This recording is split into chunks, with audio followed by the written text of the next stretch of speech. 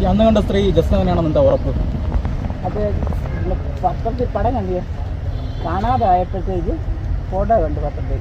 അന്നേരം ഞാൻ ബിജുവോട് പോയിട്ട് ചോദിച്ചു, ബിജു അന്ന് വന്നാൽ കൊച്ചല്ലേ എന്ന് ചോദിച്ചു. പെണ്ണോട് പറഞ്ഞു നമുക്ക് വേറെ പണിയൊന്നുമില്ല, ഇതിൻ്റെ ആവശ്യമില്ലാത്തൊന്നും പറഞ്ഞ് ഉണ്ടാക്കരുതെന്ന് എന്നും പറഞ്ഞു. എന്നാൽ പിന്നെ ചോദിച്ചു. അതുകൊണ്ട് ഞാൻ ആരോടൊന്നും പറയുന്നത്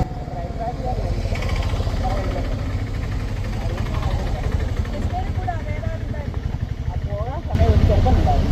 അപ്പോൾ എന്നോട് പറഞ്ഞു ഒരു ടെസ്റ്റൊക്കെ തന്നെ എറണാകുളം പോകുമല്ലോ, അതിന് വന്നതാണ് എന്ന് എന്നോട് പറഞ്ഞു. ഒരു ദിവസം അവിടെ ഉണ്ടായിരുന്നോ? ഒരു ദിവസമല്ല, 3-4 മണിക്കൂറുണ്ടായിരുന്നു എന്തായാലും. ഞാനതിനെ കാണുന്ന ഒരു 12-നും 1-നും ഇടയ്ക്കാണ്, 11:30 ഈ സമയത്താണ് കാണുന്നത്. തിരിച്ചിറങ്ങിപ്പോയത് 5 മണിക്ക് മുമ്പ് ഇറങ്ങിപ്പോയി. ഈ ലോഡ്ജിൽ CCTV ഉണ്ടോ? CCTV ഇല്ല. രജിസ്റ്ററിൽ നിങ്ങൾ പേരെഴുതിയിട്ടല്ലേ അകത്ത് കയറ്റുന്ന ആളുകളെ? എങ്ങനെ? രജിസ്റ്ററിൽ പേരെഴുതിയിട്ടല്ലേ, പേരും അഡ്രസ്സൊക്കെ എഴുതിയിട്ടല്ലേ ആൾക്കാർ റൂം കൊടുക്കുന്നത്? എല്ലാത്തിലും ഒന്നും എഴുതാറില്ല. അല്ല, അവരവിടെ അത്യാവശ്യം അവിടെ റൂമെടുത്ത് താമസിക്കുന്ന ആൾക്കാരെ മാത്രമേ ഉള്ളൂ, അല്ലാതെ റൂമിൽ വരുന്നത്. മുണ്ടക്കേസ് 2 മാസം അതിന് മുൻപ് ഇവിടെ ലോഡ്ജിൽ വെച്ച് കണ്ടു എന്നൊക്കെയാണ് അവർ വെളിപ്പെടുത്തൽ. എങ്ങനെയാണ് ഇതിനോട് പ്രതികരിക്കുന്നത്? ഇങ്ങനൊരു സംഭവം ഉണ്ടാകാൻ സാധ്യതയുണ്ട്? ഒരിക്കലും സാധ്യതയില്ല. ആ സ്ത്രീ പറഞ്ഞത് CCTV അവസാനമായി കണ്ടതെന്ന് പറഞ്ഞു. ആ കൊച്ച് എൻ്റെ മോളല്ല, ജസ്ന അല്ല എന്ന് ഞാൻ അന്ന് തന്നെ പോയത്. ആ കൊച്ചിൻ്റെ വീട്ടിൽ പോയി കണ്ടുപിടിച്ചതാണ്. ജസ്ന ഇവിടെ നിന്ന് പോയി 1.5-2 മണിക്കൂർ കഴിയുമ്പോൾ വലിയ ബാഗുമായിട്ട് വരുന്നൊരു കൊച്ച്. ആ കൊച്ചിനെ ഞങ്ങൾ അവരുടെ വീട്ടിൽ പോയി കണ്ടിട്ടുള്ളത് അതല്ല. അപ്പോൾ ഈ സ്ത്രീ പറഞ്ഞതിനകത്ത് വാസ്തവമൊന്നുമില്ല. ആ ഉടമ തന്നെ അത് തള്ളിയിട്ടുണ്ട്. ഹോട്ടൽ ഉടമ തന്നോടുള്ള വൈരാഗ്യം മൂലമാണെന്ന് പറഞ്ഞാൽ. പക്ഷേ ഇങ്ങനത്തെ വൈരാഗ്യം മൂലമൊക്കെ ഇങ്ങനത്തെ കേസുകൾ ഉപയോഗിക്കും. അത് സ്വാഭാവികമായിട്ടും ഉണ്ടാവില്ല. ഒരു പ്രശ്നം ഉണ്ടാകുമ്പോൾ ഇങ്ങനെയുള്ള ഇത് വരും.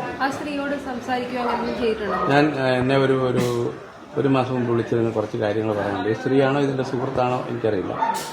വിളിച്ചിരുന്ന ഒരു ശനിയാഴ്ച 5 മണി. പിന്നെ ഞാൻ പറഞ്ഞു സ്റ്റാഫുകളുടെ പേയ്മെൻ്റ് ഡേയാണ്, അപ്പോൾ എനിക്കന്ന് അസൗകര്യമുണ്ട്, അത് കഴിഞ്ഞ് വന്നാൽ മതി എന്ന് പറയും. അത് കഴിഞ്ഞ് 8:30 പറയും. അപ്പോൾ അത് കഴിഞ്ഞ് പോകുകയെന്ന് പറഞ്ഞ ഒരു ശരിയായ രീതിയല്ല എനിക്ക് തോന്നി.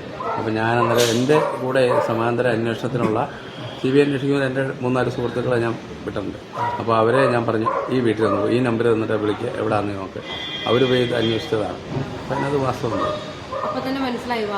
പിന്നെ വാസ്തവമല്ല അല്ല. CBI കൃത്യമായിട്ട് ഇപ്പോൾ അന്വേഷിക്കുന്നുണ്ട്.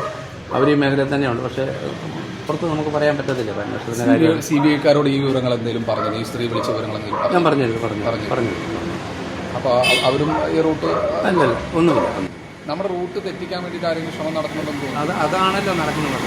അതാണ് അതിൽ ഗൂഢാലോചന സംശയിക്കുന്നുണ്ടോ? തീർച്ചയായിട്ടും അതാണ് പ്രശ്നം. അതാണ് നമ്മളെ വഴികൾ തെറ്റിക്കാൻ ആദ്യകാലം മുതലുള്ള പ്രശ്നമില്ല. നമ്മളൊരു വഴി അന്വേഷിച്ച് പോകുമ്പോഴത്തേനും വേറെ വഴിയിലേക്ക് ഒരു കൊണ്ടുവരും. അത് തന്നെയായിരിക്കും വഴി തെറ്റിക്കാൻ. നമ്മളൊരു റൂട്ടിലൂടെ പോകുന്നു, ഇനി ആ റൂട്ടിൽ നിന്ന് പിന്മാറ്റമില്ല, കൃത്യമായ റൂട്ട് തന്നെയാണ്. അത് തന്നെ ഞങ്ങളത് തള്ളിക്കളയും.